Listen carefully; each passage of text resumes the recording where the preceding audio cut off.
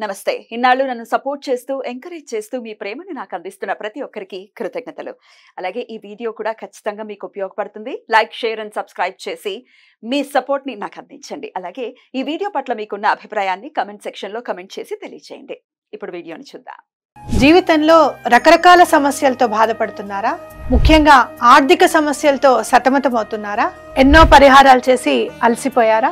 మంచి మార్గం దొరకాలని కోరుకుంటున్నారా? అయితే రండి, విశ్వాన్ని ఎలా అడగాలో తెలుసుకుందాం. లా ఆఫ్ అట్రాక్షన్ క్లాసెస్ మీకోసం మన ఛానల్లో. వివరాల కొరకు సంప్రదించండి. నమస్తే, వెల్కమ్ టు అవర్ ఛానల్. నేను పద్మిని. ప్రస్తుతంతో పాటు ప్రముఖ ఆధ్యాత్మికవేత్త, సూర్యోపాసకులు, sun spiritual society founder Vikramaditya గారు ఉన్నారు. మాట్లాడదాం. సార్ నమస్తే. సార్ సూర్యోస్మి తల్లి. సార్, సెప్టెంబర్ మాసం వచ్చేస్తోంది. భాద్రపద మాసం ప్రారంభం కాబోతోంది. ఈ భాద్రపద మాసంలో యాజ్ అ వెజిటబుల్ థెరపిస్ట్ చెప్పండి సార్, ఏ వెజిటబుల్ ని ఖచ్చితంగా వాడాల్సి ఉంటుంది, వాడి తద్వారా ఏ సమస్యని అధిగమించే శక్తిని మనం పెంపొందించుకోవాల్సి ఉంటుంది సార్? భాద్రపద మాసం మనం గణపతి నవరాత్రుల్ని నిర్వర్తిస్తూ ఉంటాం. చాలా విశేషంగా ఈ భాద్రపద మాసానికి ఇంకా విశేషం ఎక్కువ ఉన్నట్టుంది. ఎప్పుడు వస్తుంది అది మనకి? 7వ తారీఖు. 7వ తారీఖు నుంచి భాద్రపద మాసం. 7వ తారీఖు వినాయక చవితి. వినాయక చవితి 4వ తారీఖు 5వ తారీఖు 1-2 కలుపులతో ఉన్నట్టుంది. 1-2 తారీఖులు కలుపులతో ఉంది. అమావాస్య, పాడ్యమి, వినాయక చవితి. మనకి సహజంగా కన్యారాశి ప్రవేశం ఆయన 16వ తారీఖు రవి కన్యారాశి ప్రవేశం చేస్తారు. అలాగే కన్యలో ఉన్నటువంటి శుక్రుడు మనకి తులలోకి వెళ్ళటం, అక్కడే ఉన్నటువంటి లగ్నంలో ఉన్నటువంటి కేతు, కన్యారాశిలోనే కేతు ఉన్నాడు. అంటే మనకి మార్పులు, ఆరోగ్యపరంగా వచ్చేటువంటి మార్పులు, అంటే ఇది సహజంగా ఉండేటువంటి 6వ స్థానం. అంటే 6 అంటే మన దైనందిన జీవితం. వ్యర్థ పదార్థాలు స్వీకరించడం ద్వారా, లేకపోతే మనం విన్నవంటివి కానీ మనసు చెడిపోవటం, ఇవన్నిటిని మనం ప్యూరిఫై చేసుకోవడం కోసం. అంటే జ్యోతిష్ శాస్త్రానికి కాయగూరలకి ఉన్నటువంటి అవినాభావ సంబంధం గురించి ఖచ్చితంగా లింక్ ఉంది. 100% ఉంది. అంటే జ్యోతిష్య వైద్య విజ్ఞానం అని ఒక, అంటే ఆస్ట్రానమీ, గ్రహ గతుల యొక్క ప్రభావం మనుషుల మీద ఏ రకంగా ఉంటుంది. ఇక్కడ మనకు వేదంలో దీని ప్రస్తావన లేకపోవచ్చు, కానీ పురాణాల్లో జ్యోతిష్ శాస్త్రం యొక్క ప్రస్తావన, ఇవన్నీ కూడా మనల్ని మనం మెరుగుపరచుకోవడం కోసం. జ్యోతిశాస్త్రంలో ఇవాళ సమయానికి ఈ లగ్నానికి ఏదైనా ఒక రోగాన్ని మనం గుర్తించడం జరిగింది. ఆ నక్షత్రానికి, ఆ తిథికి, ఆ వారానికి ఉన్నటువంటి దాన్ని బట్టి లెక్క వేసి ఈ రోగం ఫలానా దానివల్ల వచ్చింది, ఇది ఇన్ని రోజుల్లో తగ్గుతుందని ఉంటుంది. అందుకని ఇక్కడ మనం ప్యూరిఫికేషన్, 6వ ఇల్లు అనేది మన దినచర్య. ఎవరైతే దినచర్యని పర్ఫెక్ట్గా, అంటే వాళ్ళు ఒక షీట్ పెట్టుకుంటే పొద్దుటే లేచాం సాయంత్రం పడుకునే వరకు ఏదైతే ఉందో పర్ఫెక్ట్గా అన్ని పనులు రాసుకుని క్యాలిక్యులేటెడ్గా చేయగలిగితే వాడి జీవితం చాలా ధన్యం. అభివృద్ధి సాధించడానికి అద్భుతమైనటువంటి ఆస్కారం ఉంటుంది. 6వ స్థానం రుణము, రోగము, శత్రువులు. మన ప్రవర్తన వల్ల ఇవన్నీ వస్తూ ఉంటాయి.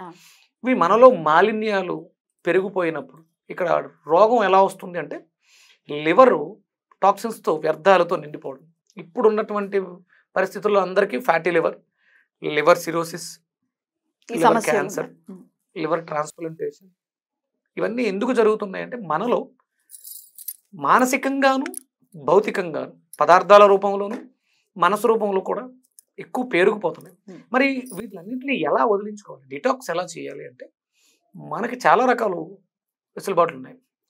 అందులో ఈ కాయగూరల్లో మనం సింపుల్గా జరుగుతాయి. కాయగూరల్లో చాలా సింపుల్గా ఇది అక్కడ కూరగాయలు చాలా ఉంటాయి.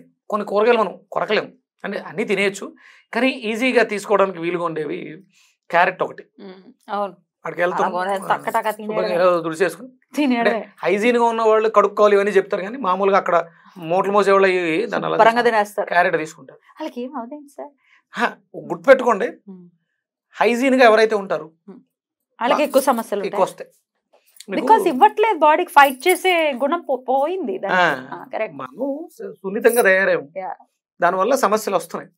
అంటే అక్కడ ఆ పదార్థం మీద బ్యాక్టీరియా ఉంది, ఈ శరీరంలో వ్యాధి నిరోధక శక్తి పెరిగింది. సోమరిపోతులు చేయట్లేదు శరీరాన్ని. కరెక్ట్. అంటే ఉండాలి, నీట్నెస్ అనేది ఉండాలి. ప్రకృతిలో మనం వెళ్తుంటే చిన్న గుంటలో అక్కడ ఉన్నటువంటి కుక్కో లేకపోతే పావురాలు ఆ కింద ఉన్న నీళ్ళని తాగేస్తే అక్కడికి ఏమవుతాయి. మనం చాలా జాగ్రత్తగా బాటిల్స్ లో పెట్టుకుంటాం, హైజీన్ గా. మనకే ఎందుకు వస్తాయి?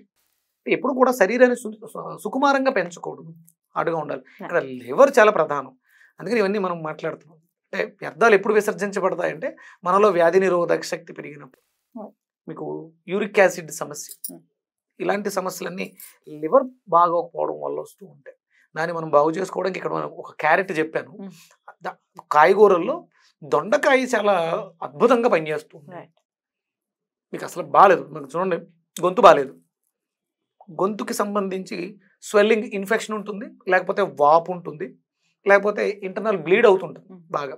ఇవి కాంబినేషన్స్ దొండకాయ, పొట్లకాయ, గోరుచిక్కుళ్ళు.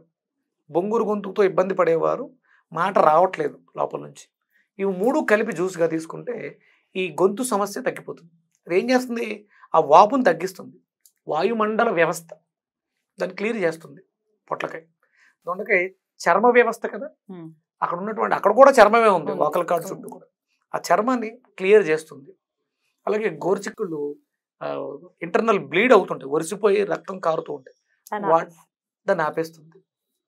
ఎంత అద్భుతంగా కాంబినేషన్స్, అంటే చాలా రకాల కాంబినేషన్స్ ఉన్నాయి. అడ్వాన్స్డ్ వెజిటేబుల్ థెరపీలో ఉన్నాను ఇప్పుడు, ఇంకొంచెం అడ్వాన్స్డ్గా కాంబినేషన్స్ వాటికి మనం చేయాలని దాని గురించి. దొండకాయ అద్భుతంగా ఈ క్లెన్జర్, ఏ క్లెన్జరు ఫిజికల్గా కనిపించే శారీరక శుభ్రతతో పాటు మానసికంగా కూడా మనం భావోద్వేగాలే మనకు రోగాలు రావడానికి కారణం అవుతుంది. దానిని కూడా వ్యక్తిత్వ వికాసాన్ని తీసుకురావడం ద్వారా క్లియర్ చేస్తుంది దొండకాయ. బ్యూటిఫుల్. దొండకాయని అయితే విరివిగా వాడుకోవచ్చు, విరివిగా మన కర్రీస్లో యూటిలైజ్ చేసుకోవడం డెఫినెట్లీ. అయితే దొండకాయ జ్యూస్కి సంబంధించి విక్రమాదిత్య గారి వీడియోస్లో ప్లేలిస్ట్లోకి వెళ్తే దొండకాయ జ్యూస్ ఎలా చేసుకోవాలి అనేది చక్కగా లైవ్లోనే చేసి చూపించారు కాబట్టి ఒకసారి రెఫర్ చేసుకోవచ్చు.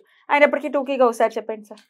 ఒక 6 దొండకాయలు, ఒక చిన్న అల్లం ముక్క, ఒక 3 తమలపాకులు గ్రైండర్లో వేసి మెత్తగా పేస్ట్ చేసుకుని వాటర్ వేసి బాగా వడకట్టుకుని, ఉప్పు మిరియాల పొడి టేస్ట్ కోసం రెగ్యులర్గా, అంటే మనకున్న సమస్యలు ఏమైనా ఉంటే ఇబ్బంది పడుతుంటే. ఇది ఇప్పుడున్నటువంటి పరిస్థితుల్లో చాలామందికి కాన్స్టిపేషన్ చాలా ఎక్కువగా ఉంది, దానికి కూడా ఇది అద్భుతంగా పనిచేస్తుంది, లాక్సేటివ్గా ఉపయోగపడుతుంది. దొండకాయలు కూడా జిగురు ఉంటుంది కొంచెం. ఇంకొకటి ఏంటంటే చాలామందికి దొండకాయ తింటే మెదడు ముద్దు బారిపోతుంది అని ఒక అపనమ్మకం ఉంది.